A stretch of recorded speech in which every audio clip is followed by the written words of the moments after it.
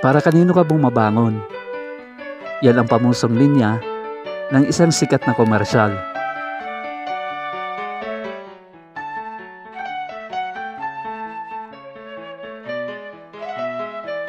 Marami ang na-inspire dito, pero para sa akin ay hindi ito akma.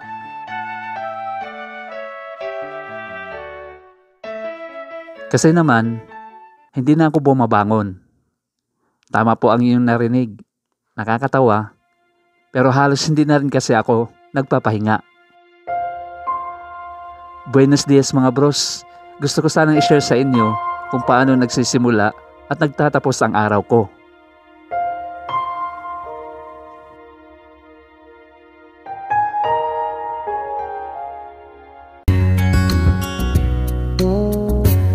Siya nga pala, sa mga hindi pa nakakakilala sa akin, ako po si RJ, nakatira sa Cavite, na dating taga Pasig, bago lumipat sa Antipolo at napunta dito sa Cavite, Rosario.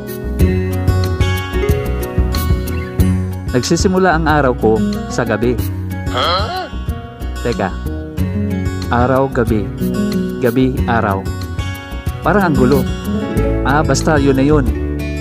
Nagtatrabaho kasi ako sa isang BPO company. Mahigit 1 dekada na akong puyat mga bros.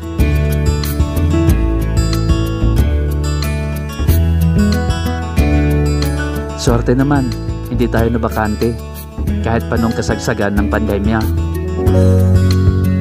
At magpahanggang ngayon ay tinatamasa pa rin natin ang isa sa mga positive na resulta ng pandemya.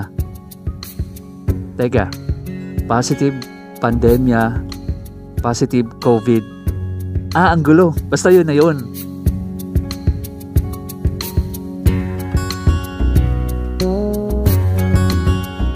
Dahil kasi sa pandemya, from work on site, naging work from home tayo. Halos 3 taon na rin pala tayong ganito ang setup. Kaya naman, kahit walang pahingaan, walang tulugan, ayos lang. Nasa bahay lang naman ako.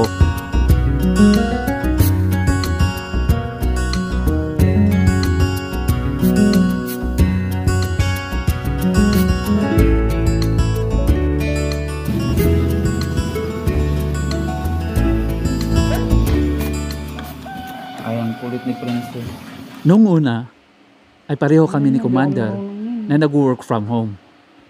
Pero nitong huli lang, ay pinabalik na sila on site. Kaya naman, ang dati niyang gawain na pag-aasikaso sa aming chikiting ay ako na ang gumagawa. Ha? I-ano mo nga muna to. Hindi pala biro ang mag-asikaso ng isang bata. Lalo na kung may hinahabol kayong oras. Mabuti na lang, bago pumasok si Commander sa gabi, ay nagluluto na siya ng ulam na aming kakainin sa umaga. Pagkatapos ng aking shift, alas 5 ng umaga, ay agad kong gigisingin ang aming Unica Iha para asikasuhin, pakainin, ayusan, at ihatid sa eskwela. Wait lang.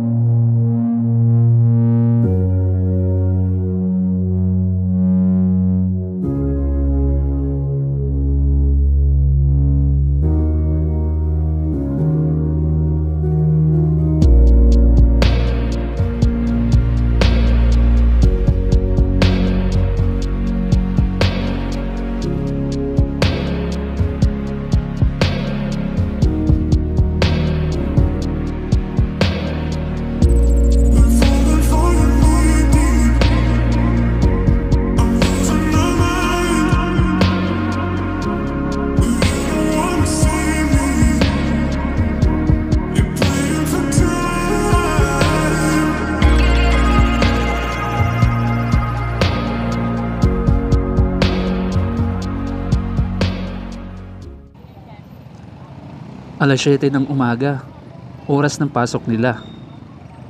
Lahat ay masigla, nakatawa, parang ang sarap ng umaga. Samantalang ako, lobat na ang pakiramdam at mahaba-haba pang puyatan nito.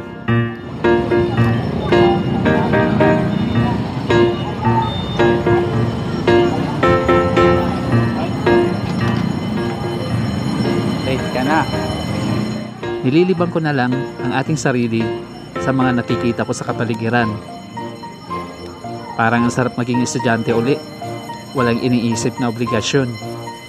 Walang iniisip na problema. Late na naman si Princess.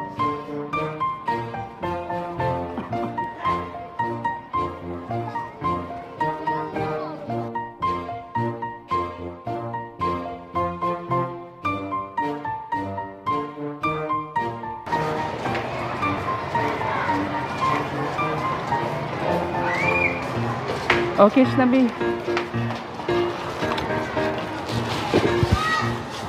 Teka lang. Kunin mo. Bye-bye.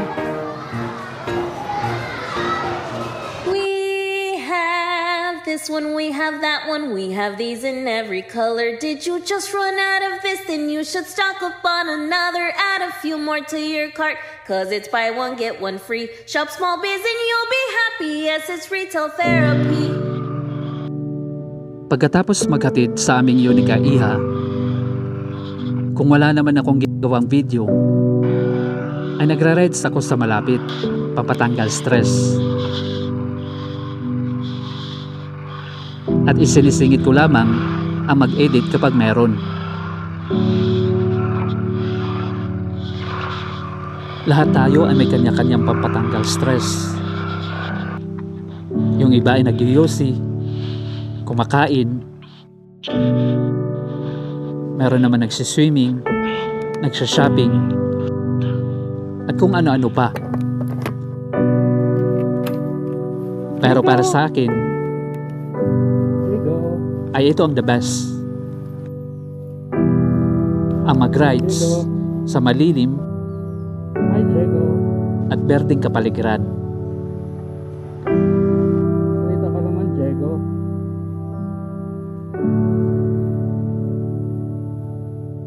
Grabe, no? Para siya mga wild horse lang na wala nagmamayari. Kasi walang mga tali, walang kulungan.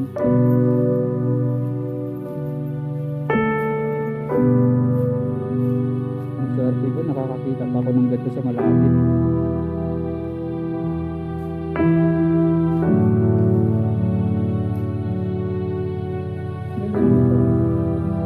Talaga lang. Yan. Makasaguhin ka. Saguhin tayo ni White.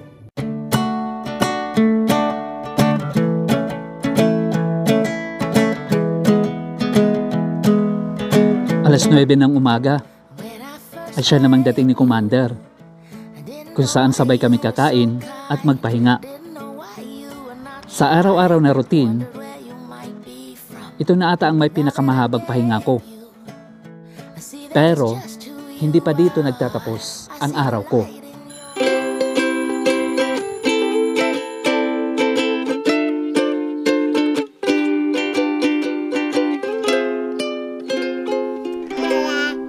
Alas 3 ng hapon, oras ng sundo. Naging hobby na namin ng aking chikiting na kumain ng street food bago bumiyahe pa uwi. Kaya isang 10 piso, kuya.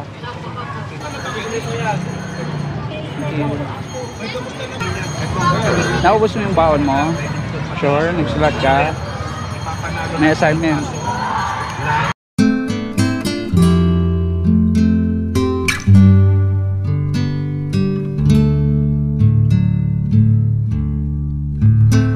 At kahit medyo antok pa, ay sinasamahan ko siya dahil ito na rin ang nagsisilbing bonding namin sa routine na to. Pagdating naman sa bahay, ay magpapahinga lang ng saglit bago ihatid ko na naman siya sa kanyang tutor.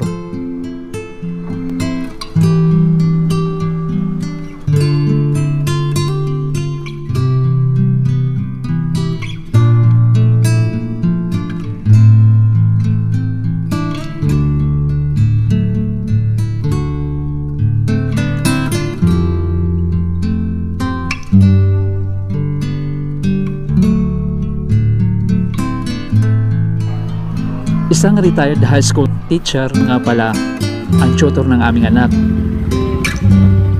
na siyang tumututok at nagpupuno sa aming kulang na time.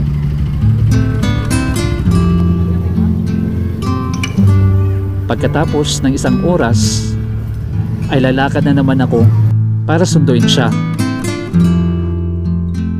At doon pa lamang nagtatapos ang araw ko. Tulugan time at may pasok pa ulit sa trabaho. Pagkatapos ng isang oras ng idlip na to. Kaya pa ba? Kakayanin para sa aming pinakamamahal na Unica Iha.